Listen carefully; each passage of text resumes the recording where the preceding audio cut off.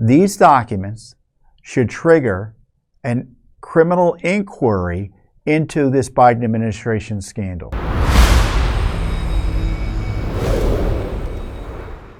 Another agency that's a problem child these days is the FBI. The FBI has been thoroughly politicized in the age of Obama, and which we're still in many ways, right? Many people say Biden is the third Obama term, which overstates things a bit, but Obama certainly has influence. But the Obama way certainly has influence in terms of the abuse of power to target his political enemies that he engaged in seemingly from the moment he got into office. We have new documents on that FBI operation to spy on radical traditionalist Catholics, including efforts to go spy on them in the church pews and recruit priests and such. And Judicial Watch had sued for records about this outrageous spy operation by the Biden FBI with Catholic Vote, a organization that, as you might imagine from the name, is committed to increasing the involvement of Catholics in the political process. The new records show that the Office of General Counsel reviewed that controversial memo issued by the Richmond office targeting the Catholics. So to back up, there was a leak, and the leak was of this document created by the Richmond office, the field office for the FBI down in Richmond, that I think it was initially published by the Catholic News Agency. No, was it? I don't think it was the Catholic News Agency. Well, anyway, the intelligence document was leaked that showed the FBI targeting Catholics who adhere to traditional beliefs on abortion and other cultural issues. The Catholic News Agency reported that the leaked document has been condemned by several federal and state officials, as well as clergy, including the Bishop of the Diocese of Richmond, who recently called the memo a threat to religious liberty. And the FBI and Director Wray has tried to run away from that document by suggesting it was only one office, no other offices had anything to do with it, and as soon as they found out about it, they pulled it. In fact, Christopher Wray told Congress that the memo was a single product by a single field office, but the records by Judicial Watch uncover show that it was reviewed, and this is the big story, by the Office of General Counsel, Chief Deputy Counsel. And the records also indicate coordination with officials from Portland and Milwaukee. So how does that comport with it being a single product by a single field office, when in fact the product looks to have been reviewed by top lawyers in the FBI's Office of General Counsel? So here are the documents we got. These are 98 pages of records. And I want to show you first what they consider disclosure. Blank record. See all those redactions? Redaction, they're smart enough not to black it out anymore. The redaction's all in friendly white. It's all white space rather than black space, because they don't like the black marked redactions. It doesn't look good politically anymore. So now they black out stuff using white coverage. There's another redaction. This is all material that's being withheld. B5. B5 is the bane of Judicial Watch and all FOIA requests. Did you know what B5 is? B5 is the exemption. As I said earlier, the government isn't required to turn over all documents they have to you. There are reasons they can withhold information. And there are exemptions they can apply to documents to withhold information in whole or in part. And one of those exemptions is B5, the pre-decisional, because the documents or the information are pre-decisional or deliberative process.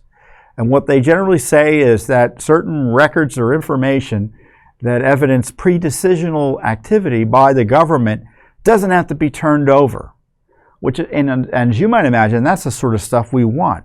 The only documents that talk about a final decision or are a final decision need to be turned over. Now, what goes into government decision-making, I think, is something the American people have a grave interest in, and a great interest in. The courts, unfortunately, have said it would chill government decision-making if every stupid idea they shared with their colleagues that was not followed up upon, or maybe even incorporated and assigned to someone specifically. So we know, let's say there's a final decision and it's terrible, and the worst part of it comes from bureaucrat A, and that bureaucrat is named. They think that would chill the willingness of bureaucrats to participate in government decision-making and in government decision-making generally. So that's why B5 is such a big deal. And of course, it's all just arbitrary, because they can release it if they want. I mean, there's no requirement they withhold it. And sometimes, indeed, they do release pre-decisional material if it makes the government look good.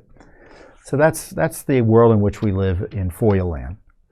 But we had this new document come out. In fact, it wasn't new in the sense that Congress had received a document that was similar, but they hadn't received all the information we received, specifically about the involvement of these other field offices. So this is the document. Again, it's heavily redacted. And it starts off, executive summary, FBI Richmond assesses the increasingly observed interests of racially or ethnically motivated violent extremists in radical traditional Catholic ideology almost certainly presents opportunities for threat mitigation through the exploration of new avenues for tripwire and source development. Spying. FBI Richmond makes this assessment with high confidence. Okay, and then much of it is just what they're basing it on is redacted, which shouldn't be, in my view.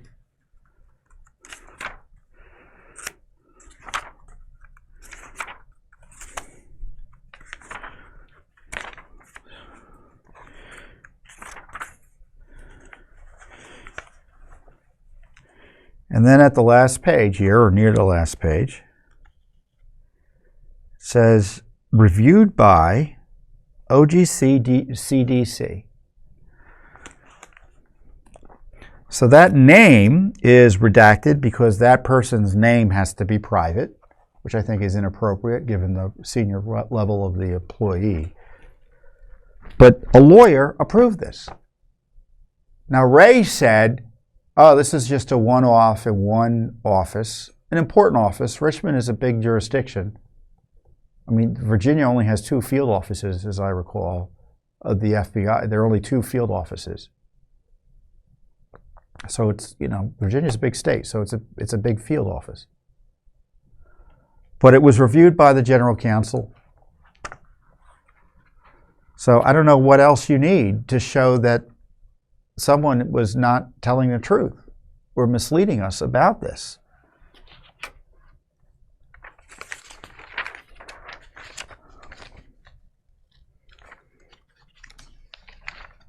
Our friends over at Catholic Vote issued the following statement.